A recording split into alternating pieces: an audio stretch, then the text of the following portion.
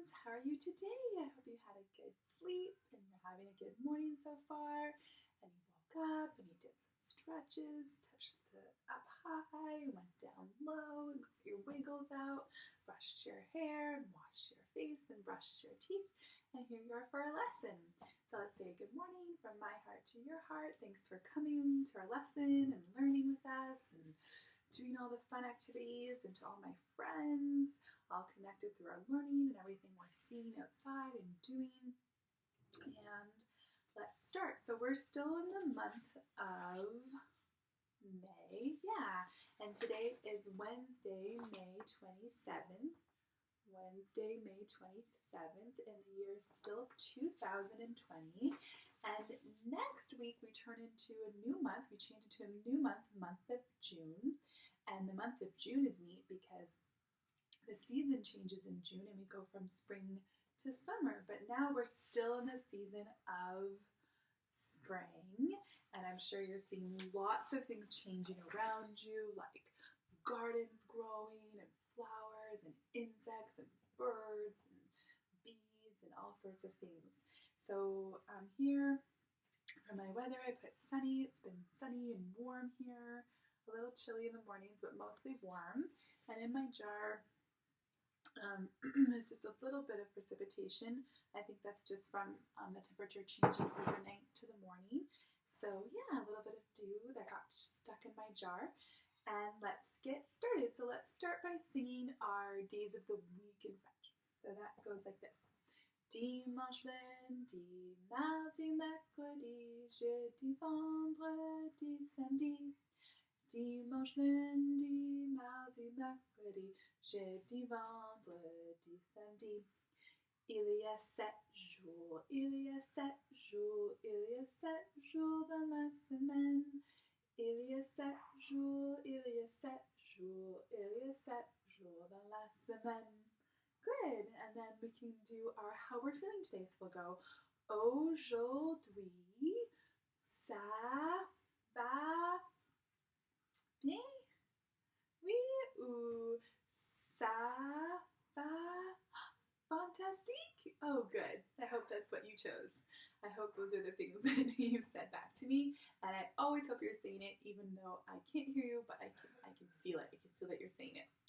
Okay, so today we're looking at rocks. So cool. So we're going to do a few things with rocks. And the first thing we're going to do is we're going to look at classifying different types of rocks. So I'm going to send this to you, and there's all different parts of it. There's bigger pictures, there's lots of information, but I thought we'd just look at them, the basic 3 types of rocks. So we have 3 basic types of rocks. The first one is igneous, and it's the type of rock that, these are the different types that go into it, and I'm going to read a little bit about it. So these types of rocks are formed by the cooling and hardening of molten rock, which is magma or lava. So we have a kind that you might recognize is granite. So a lot of people have granite countertops, and those are just some examples of the different types of rocks in that category. You also might have seen this obsidian, this dark one, or the rhyolite. That one sometimes we see in gravel and stuff. So yeah. And then the other type of rock is we have metamorphic, which are rocks that are formed from existing rocks and by the action of heat and pressure and different chemicals. So the metamorphic rocks look like this, and they're sometimes easy to recognize because they have this strata in them. So sometimes you can see this changing of colors in them, metamorphic. And marble. So some people also have marble for their countertops or maybe in their bathroom. So you can ask your parents if you have like granite or marble. And metamorphic is when rocks by heat and pressure are pushed together and change. And then we have sedimentary, and these are some of these rocks here. And you can see that these ones are formed from eroded fragments of other rocks and even the remains of plants and animals. So these are ones that you know, a long time ago formed underneath the earth. I mean, they all have formed underneath the earth a long time ago, but you can see these ones a little bit more where other rocks have come together and fused into them, or other plants and animals. So like sandstone, yeah, there we go. So I have some rocks here, and I was just going to show you, I thought this one you could see a little bit here. And I thought it looked like a metamorphic rock because you can see that it changes the color halfway through. So sort of like this one here, the metamorphic, this one here. I thought maybe it could be that. And I also want to show you this bigger rock. This is some quartz, and you can see here. So this one's been dug up and then cut in a certain way so you can see the quartz pieces. And then, yeah, it's actually really cool. And so I think this one would be a sedimentary rock because it's got lots of different parts coming together, and it's got some of that sparkly amethyst coming through. Yeah, so just a little bit of starting to look at rocks and think about rocks in different ways. And a fun thing you guys could do is you could go out for a walk and pick up some rocks and then try to see like which one yours falls under. Like slate, a lot of our gravel and stuff has slate in it, or phyllite. Yeah, so you could kind of look and see and try to figure out what type of rock you have. And then at the end of our lesson today, we're going to do some rock washing and cleaning. So I'll show you how I like to do that. Okay, so for right now, let's go into our language lesson. All right, so we're getting down to the bottom of our sounds. We've done so many sounds in these lessons. It's so great, and I hope you had fun last week. We did some sounds, but we also did some practicing writing the sounds, practicing different writing strokes, and I think that's so great. So just to say that again, like if a grown-up comes or play a game with a grown-up where they say, you know, draw an angle, a line on an angle, or draw a square, draw an A, draw a B, just playing around doing a couple of those a day is so good and such a great activity for your hand and practicing writing. And then as you get more and more confident, you can do more sounds and more sounds and more sounds. Okay, so the sounds that we're doing today are the sounds y for yogurt and g for goat. Okay, so we have y and we have g. All right, so let's see. Oh, right off the top, I have a g, goat. So I'm going to put my g, goat, under the g. And then I have, ooh, yams, yummy yams. So sometimes people call these sweet potatoes, but in this case we're going to call them yams. I'm not quite sure the difference, but there probably is some difference. And then I have grapes. Should it go, yeah, here with the g, grapes. Oh, sorry, can't really see. There we go. Good grapes. And I have, oh, pardon me. Excuse me, my friends. I have a gift. I wonder what's inside there. So it's going to go with my g for gift. Oh, and then I have, look what I have here. I have a yo-yo. Yo-yo. So that's going to go with my y sound. And I have the color yellow. Yeah. Yellow. So there I have a little bit of 3 things that go with my sound y and 3 things that go with my sound g. Awesome. So let's just play a quick game of knock knock. So I'll flip it over and I'll mix them up, mixing them up. Okay, here I go. Knock, knock, knock. Who's there? What sound is here? It's the sound yeah for yogurt. And then I'm going to knock, knock, knock on this one. Who's there?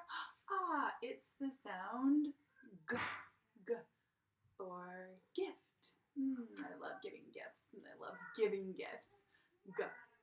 Gift.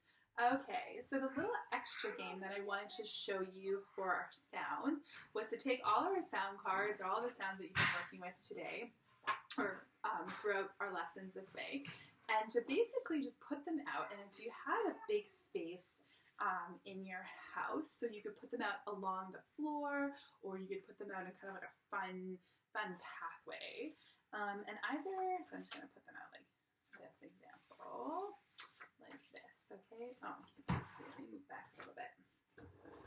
Okay, so basically this game, what you would do is you would put them all the sounds out on your floor, and then you would either go and hop beside them, pick up the sound and say it, or you can use like a little animal. I used to have this little bunny, and I thought this little bunny could do the hopping and say the sound. So as he hops on a sound, I'm gonna say, "Hey bunny, what sound is that?" And he's gonna tell me it's yeah, awesome. Okay, and then he's gonna hop over here, and what sound is he on? He's on the sound g, right? Then he's gonna hop over here, and he came to the sound eh, yeah. And then here, he hopped on the sound yeah. And here, he hopped on the sound w. And here, he hopped on the sound p. That's right. So you can do all your sounds this way. You can choose 10 sounds and do it this way. You can use an animal. You can use a stuffy. You can use a Lego guy. Whatever you want to do.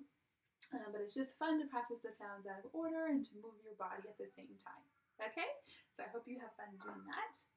And then today for numbers, we're going to add in one more number. We've been doing our teen numbers, and today we're going to add in the number 15. So let's clap out 15. We're going to go 1, 2, 3, 4, 5, 6, 7, 8, 9, 10, 11, 12, 13, 14, 15. Awesome. 15. All right, so 15. So now you can take out your other numbers and you can put them all out like this. And we can play knock, knock, knock. We can flip them over. So let's play a quick game of knock, knock, knock. We'll flip them over. And then I'll show you another activity you can do with their numbers. Okay, so let's go here. Knock, knock, knock. Who's there? I'm going to pull it up. You tell me what number it is. It's number 14. Awesome. Knock, knock, knock. Oh, what number did I choose? Number 12. Awesome. Knock, knock, knock. Who's there? Number 11. Awesome. Knock, knock, knock. Who's here? Oh, hello. Number 13. Great. And then knock, knock, knock. Number 15. The one that we just learned today. 15. 15 is 1 and a 5. Awesome. So then you can put yours in order like this. 11, 12, 11, 12, 13, 14, 15. And you can go get counting objects for each one. You could also play a game where you clap out each one. Lots of different things like that. But also we could play our bunny game this way. So maybe I'll put it this way so you can see a little bit more. And basically it's the same thing. So your bunny's going to hop along, or whatever it is that you have to hop, and he's going to hop. And you're going to say the number 11, hop, 12, 13, you got it, 14, yeah, and 15. Amazing. So you just practice your numbers that way too, okay? And then because we're just doing so many fun hopping games today with sounds and numbers, I also thought that when you had these, your shape sounds, if you cut them out, if you didn't cut them out, if you made them into cards, or maybe you didn't, maybe I'll just put 2 out to show you, but you have all of the ones that I sent before. And here's the same sort of thing. So you can have your bunny hop, or your Lego, whatever it is you want to have, hop, and then you say, where did he hop? He hopped onto the square. And you can play it with a grown-up. You can do the hopping, the grown-up can say one, and then you have a turn saying one. So now he's on the rectangle. Now he's on the curvilinear triangle. Now you jump to the star, octagon, heart. There you go. So that's a fun game to play too, where you're practicing things by just jumping around and having fun that way. Okay, so that's our math and our language. And then today I have this fun activity with making stone soup.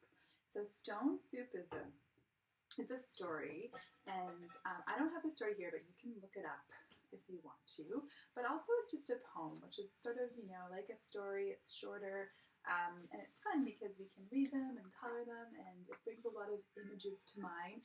And I thought stone soup sort of worked because we're talking about rocks and looking at rocks today, so I thought that would be fun. So this, what you get to do with this, if you want to, is that you can make all the things you need for stone soup. So the stuff in stone soup is a potato, an onion, some herbs. This is salt and pepper, a carrot, a ham bone, and some milk.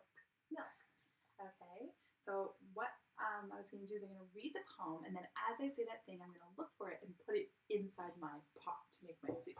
All right, stone soup. Heat some water in a pot and a stone. Oh, sorry, and a stone. Of course, my stone. I need this one. And a stone you've scrubbed a lot. Okay, so this will be your stone, and we'll practice scrubbing our stones afterwards. I'm going to put my stone on. Sprinkle pepper, salt, and herbs. Let it boil undisturbed. Drop in carrots, onions too. Let the soup heat through and through. Stir in milk to make it sweet, and potatoes for a treat. Toss in a ham bone. Let it stew. Let it bubble, let it brew. Taste the soup, and when it's done, share stone soup with everyone. There you go. So you can kind of taste it, or get a spoon and stir it. There, and you made stone soup. Okay, so I thought that would be a fun activity to do. And of course, you can make more than one carrot, because it does say carrots, and it does say onions. But yeah, I thought that would be fun activity to make some stone soup, and then you could even take it outside and play with it, or if you have a play kitchen, you can play with it there, and that's always good to do imagination play and make soup with stones. So funny. All right. Okay, and then the last thing we're going to do today is we're going to look at cleaning rocks and polishing rocks, and that's a great activity because it takes some time, and it's always nice to see how the rocks change. So I'm just going to move my stuff over here and take out my cloth.